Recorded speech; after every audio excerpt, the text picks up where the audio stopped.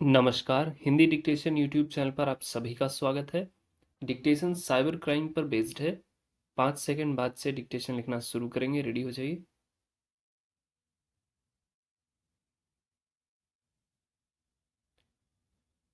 दिन प्रतिदिन बढ़ते साइबर क्राइम के आतंक से निपटने के लिए इसे न केवल गंभीर मुद्दे के तौर पर लेना होगा, बल्कि तकनीक की समझ के लिए लोगों को जागरूक करने और उसकी कमी को दूर करना होगा। इस संबंध में एक सख्त कानून बनाने की भी जरूरत है। भारत में जो कानून बने हैं उसके मुताबिक किसी के सिस्टम से निजी या गोपनीय डेटा या सूचनाओं की चोरी को अपराध माना गया है। इसके लिए आईटी कानून 2008 की धारा 43 बी, धारा 66 ई, धारा 67 सी, आईपीसी की धारा 379, 405, 420 और कॉपीराइट कानून हैं। इसके दोष साबित होने पर 3 साल की सजा या 2 लाख रुपए तक का जुर्माना है। अब पुलिस के सामने मुश्किल यह है कि डाटा चोरी वाला किसी दूसरे देश से संचालित सिस्टम के साथ छिपा होता है। यहाँ पुलिस के जो सामने आता है उनमें आईटी कंपनियां होती हैं। उन पर कार्रवाई करने से कुछ भी हाथ नहीं लगता है, क्योंकि वे अपने बचाव के सारे तकनीकी इंतजाम के साथ सेवाएं देती हैं। डेटा सुरक्षा के लिए विदेशी कंपनियों को मोटी फीस देकर वे उनकी सेवाएं लेते हैं। यहाँ तक कि बाहरी सर्वर पर भी उनका सारा कामकाज चलता है। इस लिहाज से उनके काम को गैर कानूनी नहीं ठहराया जा सकता है।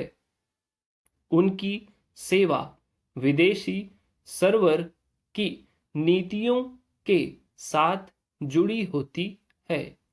यहीं पर आईटी क्षेत्र के लिए आवश्यक सर्वर टेक्नोलॉजी और डेटा सुरक्षा के पुख्ता इंतजाम में हमारा पिछड़ा होना साफ नजर आता है। आज डिजिटल क्षेत्र में हमारी निर्भरता अमेरिकी कंपनियों पर बनी हुई है।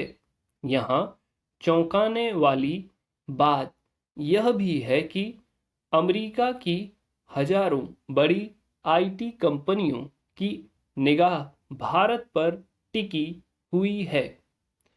यहीं से उनका बिजनेस चलता है। उनके तकनीकी कर्मचारियों में भारतीयों की संख्या भी काफी अधिक है।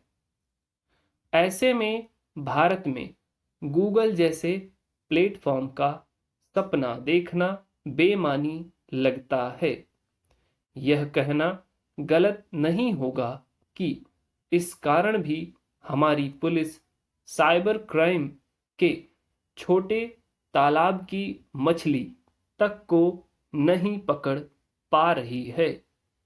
उनके लिए साइबर मामलों को सुलझाने में अधिकार क्षेत्र बड़ी बाधा बनती है, जिससे साइबर ठग के सजा की दर काफी कम है। उदाहरण के लिए तेलंगाना में रिपोर्ट किए गए अधिकांश मामलों में आरोपी बंगाल, बिहार, झारखंड और उत्तर प्रदेश जैसे अन्य राज्यों के होते हैं। स्थानीय स्तर पर इन्हें नियंत्रित करने की कोई व्यवस्था नहीं है। वहां जाना और उन्हें पकड़ना भी आसान नहीं है, ऐसे तेलंगाना की पुलिस का कहना है। साइबर विशेषज्ञों के अनुसार इस तरह के मुद्दे साइबर क्राइम को अपराधी से जोड़ना मुश्किल बना देते हैं। अक्सर भारत के बाहर सर्वर की सर्विस देने वाली कंपनियों से इलेक्ट्रॉनिक लॉग प्राप्त करना आवश्यक होता है। उनसे इस जानकारी को हासिल करना एक राज्य स्तरीय पुलिस के लिए आसान नहीं है। पुलिस साइबर अपराधों से निपटने में बेहतर रूप से भले ही सुसज्जित हो गई हो, लेकिन देश में साइबर अपराध दोष सिद्धि अनुपात खराब बना हुआ है। इसके अपराधी नाम बदलकर नए नए तरीके अपनाकर जालसाजी को अंजाम देते हैं।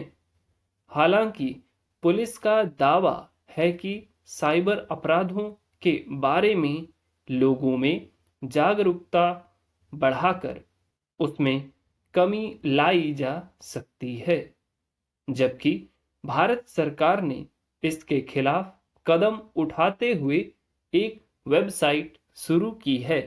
वहां जाकर ऑनलाइन धोखाधड़ी की शिकायत दर्ज की जा सकती है। यह पोर्टल साइबर अपराध की शिकायतों की ऑनलाइन रिपोर्ट करने के लिए है, जहां पीड़ितों या शिकायतकर्ताओं को मदद उपलब्ध कराई जाएगी। यहां दर्ज की गई शिकायतों को संबंधित राज्य की पुलिस, राजकीय या केंद्रीय कानूनी एजेंसियों की ओर से दी गई सूचनाओं के आधार पर निपटाया जाता है।